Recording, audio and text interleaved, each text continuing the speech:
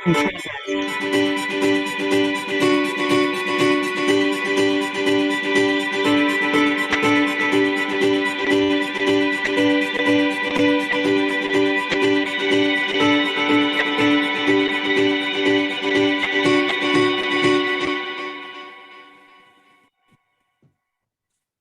and welcome to Connects Live. I'm Mark Michelson, and this week's guest, we have Lydia Slotten from Jabian. Did I pronounce your last name correctly? Yeah, Lydia Slotten. That's great. Oh, perfect. Lydia here has been a new member of CXPA in Atlanta, and we've gotten to know each other a little bit through that. Comes from a technology side of the world here, and Jabian Consulting. I don't know much about it, but if you will, tell us a little bit about yourself and Jabian Consulting. Yeah, so I'm the CX product director at Jabian, and we're a sort of strategy management consulting firm with, to Mark's point, a little bit of a tech bent as well. And at our firm, we're a local model, so we're based in Atlanta, and we also have offices over in Chicago and Dallas and Charlotte, and we work with our sort of local clients. A lot of us are ex Big Four, larger, consulting companies.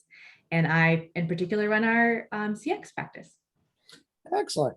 Well, it's interesting to me that it's a consulting practice, not necessarily selling a tech platform. Yes. So how does that work? I mean, it's a group of people, selling your brains and your talent and your skills and your time. So that's a little bit different twist than say, here's our platform, sign up at an annual subscription. Yeah, definitely. We're technology agnostic. We might help our clients, go through a vendor selection process if they need to pick a technology. We might be part of a program that is leveraging technology in some way, but definitely lean back on our route, just more of a strategy consulting, but with flavors that help our companies through, in particular, transformation, and especially right now, digital transformation. So I guess, and you're director of product for customer experience at a consulting firm. Help me out there. What's the product? Absolutely. Well, it's, to your point, it's a little bit of eat your own dog food. And so while we, generically say that we do strategy consulting, we also have the sort of novel roles that we're starting to form, where we don't just have offering areas or subject matter expertise, but we have people that are becoming product directors, which is essentially productizing the offerings that we have. So while we always tailor everything to our clients, and one of our differentiators is being able to have that wide expertise across those offering areas, it can be really helpful to think about your customer just like you would with any CX program, and think about what might best help them to have more sort of clear modules and types of work you might do for them. Fascinating. So taking a service and productizing it. I think of dentists or doctors or something.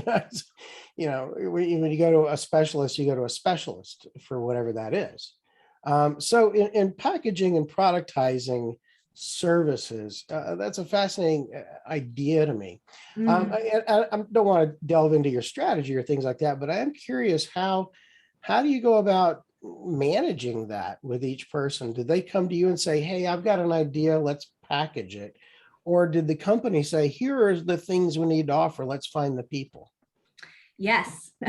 So I like to approach it, both with a strategic product mindset, but also a little bit of that organic reactions to what our customers have wanted. And so part of what we did is look at all of our past work and think through where we've done things in repeatable ways, and how can we package that up so that we're making it easier for our team members to really deliver it and like layer value every time versus just starting from scratch.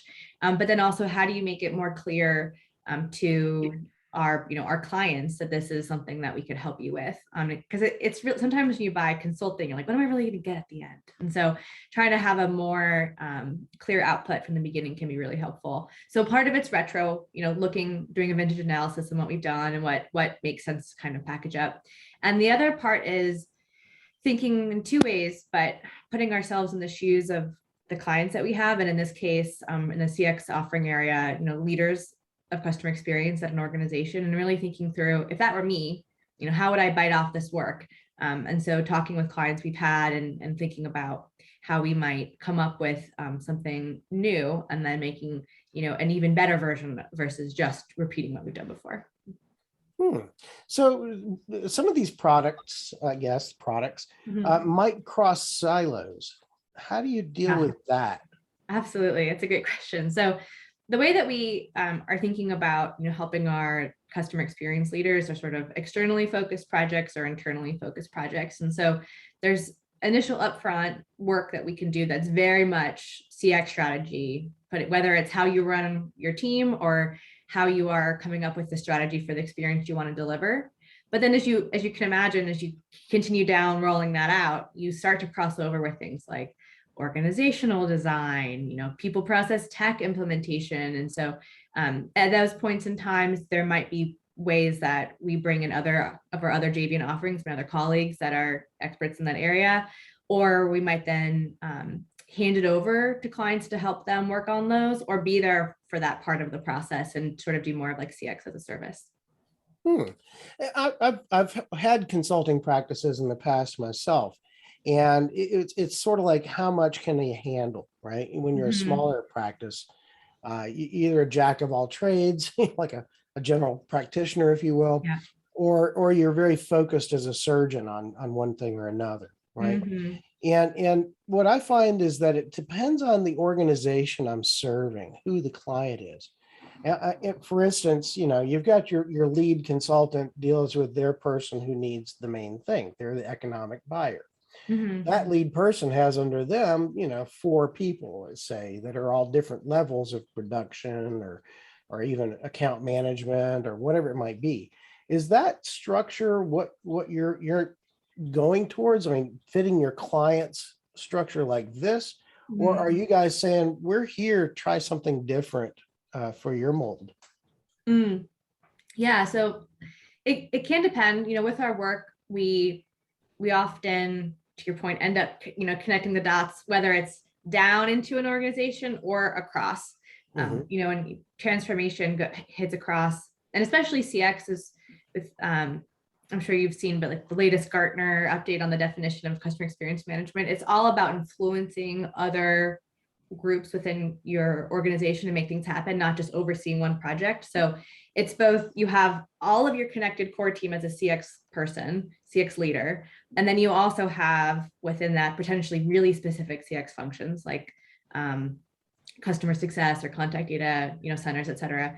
But then you as a CX leader are also interfacing with the head of IT, head of marketing, product, services, all of those areas. And so there are influencing, activities that you as an organization need to be thinking about doing. And so we sort of help think that through.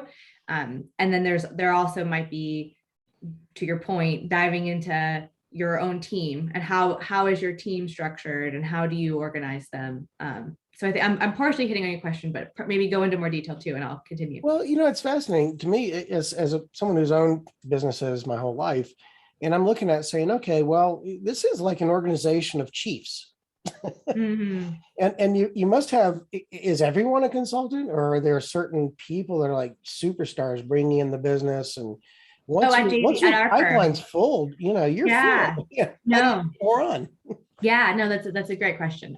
So the way that we structure our firm is mostly consultants and mostly people with a lot of experience in consulting, because we tend to tackle these more strategic projects. And so we're not as much here's a huge pyramid project to come and bring. We try to tackle those really complex questions, but we still structure in sort of organizational ways. So we have the internal Jabian team that help us with marketing, running everything, our operations, and they're amazing and they're how we function.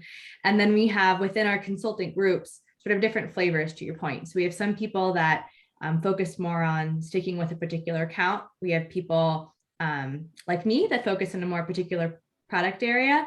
And then we have some people that focus more about being involved in the market and finding more of that, finding and solutioning with clients to sort of sell our work. But we like to think about selling work as helping. So we're trying to find solutions and help our clients. So we all kind of play all those hats in different ways. And then as consultants, we all have specific areas of expertise, but some of us, like I do, had been sort of owning areas more than others. And that's how you end up tiering up into becoming more of a product director versus more of running a particular account with a client. So how does that work when you educate each other? So if everyone's out there sort of got their feelers out, particularly in these days when everything's changing so much, let's say someone out in Dallas discovers something that's helpful, right? Or in Charlotte or the other markets you're in. Someone there discovered something that was helpful. How does that get shared?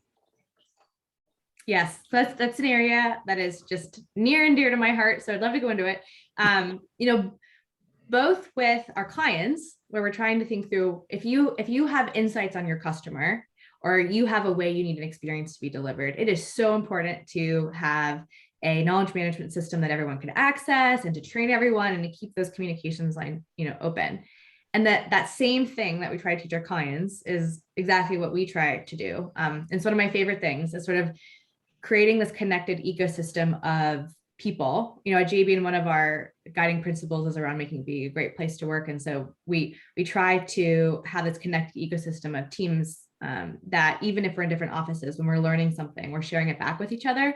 And so there's different ways we do that. There's sort of structural ways where we save, with NDAs in mind, but we share content, back in our shared repository that scrubs that we can kind of see cool things. And we as offering teams often have like regular meetings too. So we have asynchronous and synchronous ways that we keep people, updated with things when projects end. And it's just so important to be able to go, hey, I, for example, you said in Dallas. So we have a maturity model that we use to think through customer experience strategy. And we had someone use that for a project. And when it was done, he said, hey, Lydia, I used this, but I also did these extra cool things. And it was so fun to see him, use that, leverage it, make it better. So then we have it again for the next time, to use for the client. And then to think through, well, did we learn something too that we might need to and want to share back out in the universe? So we have a Jabian journal where we write white papers that we also just publish for free, that people can kind of read and see and learn from. So it's this feedback loop of, you do a project, you learn from it. We learn things that our clients say too, like we found this was helpful, we found this wasn't helpful. And then the more that we can connect the dots, the more you then have a more valuable thing that you offer and continue to offer up to your next client. Or to your point, something that you might think of, I actually, from doing this, think we could do this other really cool thing that we've never done before. And is there a way that we could experiment with that? And how might we do that? So fascinating. I did a very short stint with a huge research firm. And at the time, it was a qualitative aspect of it. It was $1 billion company. It's no longer around. Smoke and mirrors. But that whole thing, we had to learn a whole new thing called Sensidium, which is all about emotional mapping, right? And it was a whole process to it.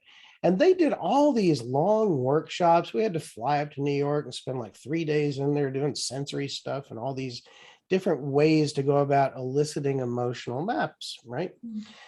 It seemed to me to be a very inefficient use of time and energy to fit that mold of things, right? Versus, maybe there's a better mousetrap out there. Maybe just change the bait to a strawberry instead of cheese. I don't know.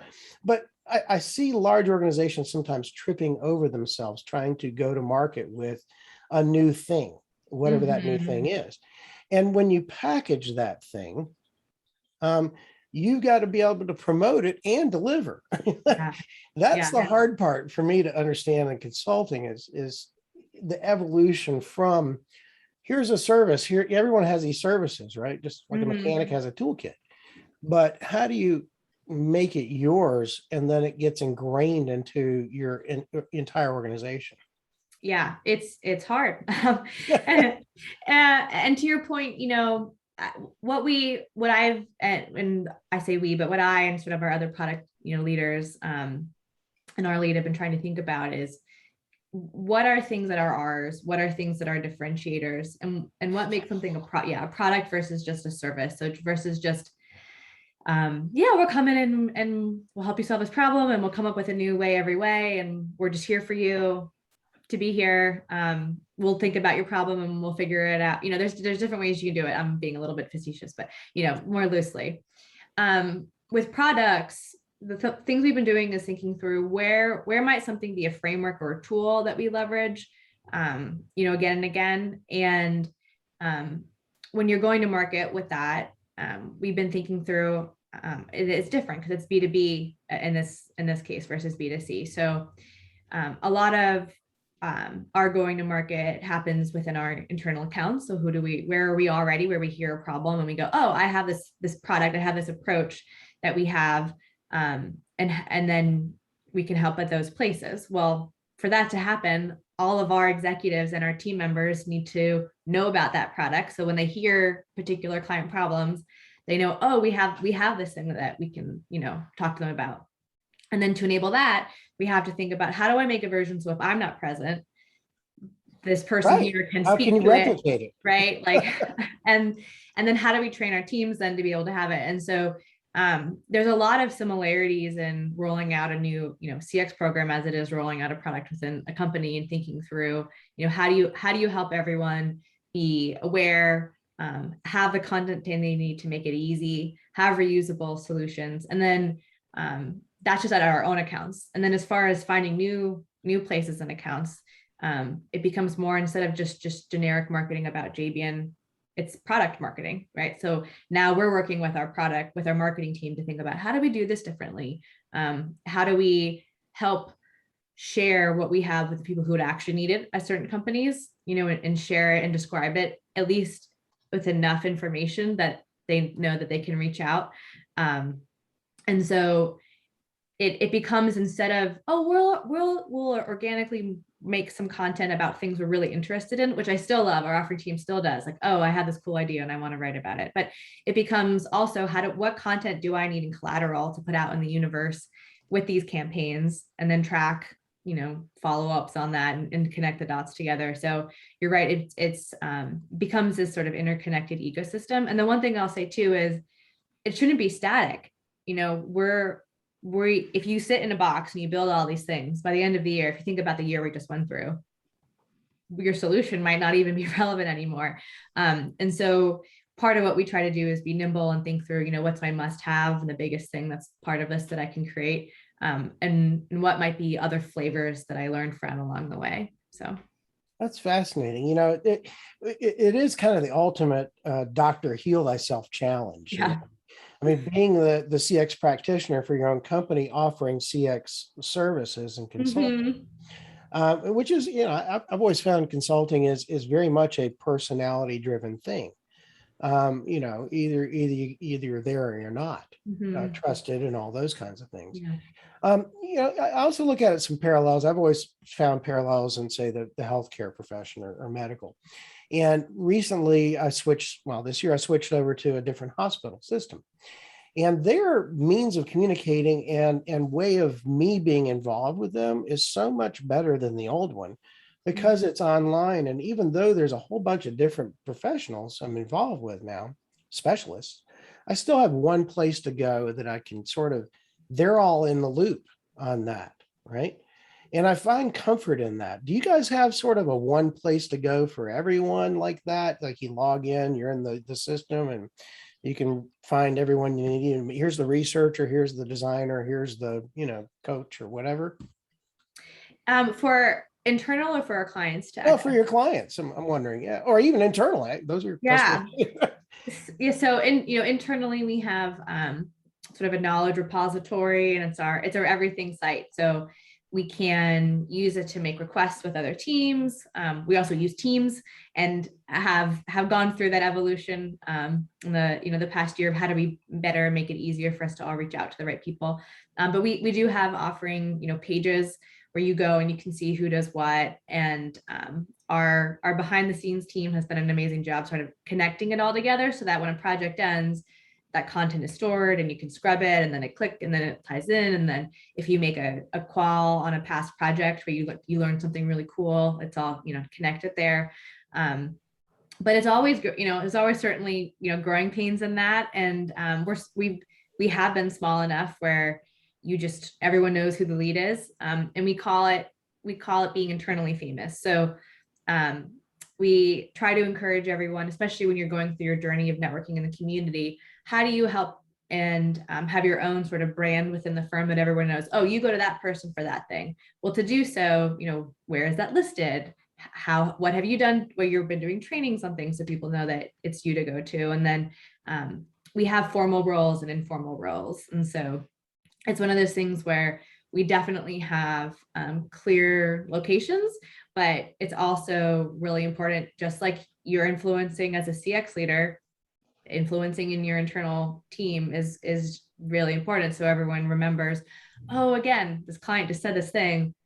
Lydia is the person who solves for that, and I can say like 16 Jabian people who do specific things. So we know to go to them first, but then also the offering site says, click here first if you have questions. Yeah, exactly. You got to be able to know where to go, right? I mean, for different things.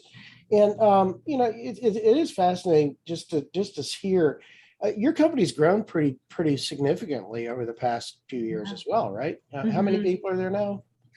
Yeah, they've grown significantly. All of our other offices have grown significantly. And so when I first started, we were closer to, under 100, and now we're more between 102. And we're growing even more. We're hiring if anyone's looking. So we've just experienced, a lot of growth, and especially as our, Atlanta has been where we're founded, but as we've been growing in Dallas and in Charlotte and in Chicago, it's also making sure when you're not located in the same place, how do you all work together? And this past year has been interesting in that too. And I feel like it's almost made us be a better, more connected team. So I have leads in each of my office for my offering that I can go to for things, and they're my ear on the ground. But now that we're all pretty virtual, we're all doing projects together too, which is really fun. So we can all support each other in that way. But you want to do what you can to keep that same culture and keep connected even with that growth. Excellent. That has been a challenge with virtual teams and everyone working at home. Stephanie has a question for us. Yeah. So let's come on up, Stephanie. Okay. Let's see what you have. Got your audio on? Oh, hi. There you go. So, gosh, I'm so intrigued. This is one of the best, at least personally. So, yay. So marketing, they have these grandiose ideas, and I wear both hats. And you do too, it's obvious. How do you get them to mirror exactly and step into your client like the way that you're selling? And do they come with you? To what level are they with you in the journey? Yeah, I'm pretty lucky that our marketing team are all pretty amazing, and they come to. We're really intentional too with staying connected, and they come to some of our CX, even just our social events. To have that connected, not just to make our content look good, but we like to stay aware of the same things.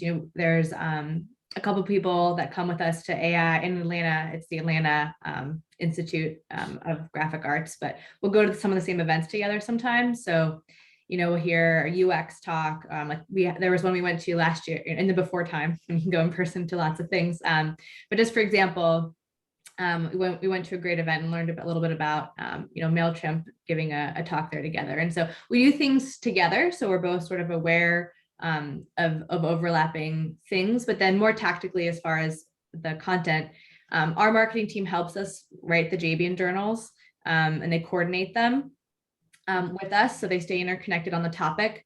And then we have also sort of a burst model with other firms that help us with websites and other things like that. But just right now, to your point, we're doing a whole campaign to update our website for the Jabian customer experience page, and think about other landing pages that we need. And so instead of them just writing it on their own, we're meeting together to brainstorm what that might look like. What are the main pieces of communication we want to write? And I know things from my perspective, but they also know more than I do about the best ways to sort of reframe and market and phrases to use. And so I like to bring, my background in the content, and I'll have drafts of things, and then they'll spin on it. They'll make suggestions. A lot of time they give us a hard time for our passive run-on sentences consultant way of writing. And so they'll help us reframe our voice to be appropriate. And they also help us think through the right way to run campaigns. And what's going to really be interesting for someone to click on versus something that should, be more behind the scenes. So, Mark, is there time for me to have an adjunct to that? Yeah. So that's exactly what was in my head. And the opportunity then, how, once you land the client, are they they walk away? It doesn't seem like it, but how much do they track their messaging, and how do you maintain the same voice with each client that is listening differently?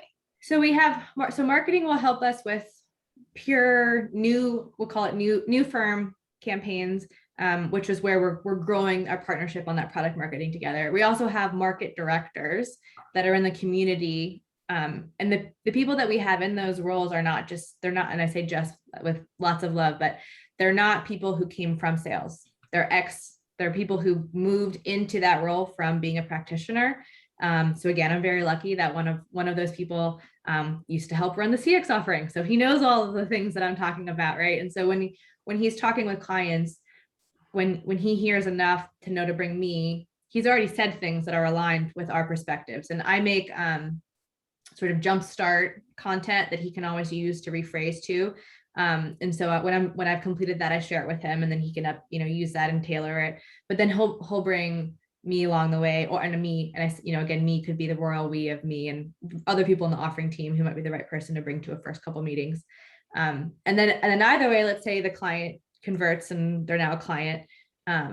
Our team then our marketing team still stays involved to do things like helping with making our content pretty, or we also just think about account management and nurturing, just like you would with general customers. But how might we have fun events that our clients can come to, or how do we stay in touch, and kind of trickle that down? And there's different things that also make that happen with our career criteria. But how do we then empower our team members to be ones that stay involved with clients along the way and kind of build that relationship and nurture and foster that? So we try not to have just like hand over, you're done, sort of at anywhere in the process.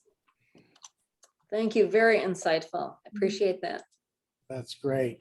Well, we have just some other minute or two here in our show left as far as the recorded portion goes. But if anyone else has another question, feel free to jump on in there now. Otherwise, we're going to move over to networking shortly. So doesn't look like we have any more. We did a great job explaining everything there, Lydia, I guess. You did a great job asking. Well, yeah, it's fascinating to me, and being a practitioner and being a consultant also, I'm moving into that role even more now, because our events are postponed until next year. So, been looking at how do I productize some of the things that I do and focus. And it's tough when you've been there, done that on lots of different avenues. It could be moderator, you could be designer, there's a lot of things. So I've been actually looking at this really closely over the past few weeks since announcing our shows are going to be postponed. And I really appreciate your time today. Coming in almost last minute to chat with us, but it's a great topic. Yeah, thanks so much for having me, Mark. My pleasure. So we're going to close out the show here. Just as a reminder to any viewers who are watching the recording, we're going to take a couple of weeks break here because it's summertime. It's almost Labor Day, and we're going to try to rework how we get the word out about the show and make it easier for people to sign on when it's here. So hopefully we'll have all that resolved here in the next couple of weeks, but we do look forward to having a very full fall schedule. If anyone would like to be a guest, by all means, reach out to me, let me know. In the meantime, we will be seeing everyone else online, and we're going to go to some networking now. So thank you again, Lydia. It's been super. Really appreciate your help. And Audrey, take us on out.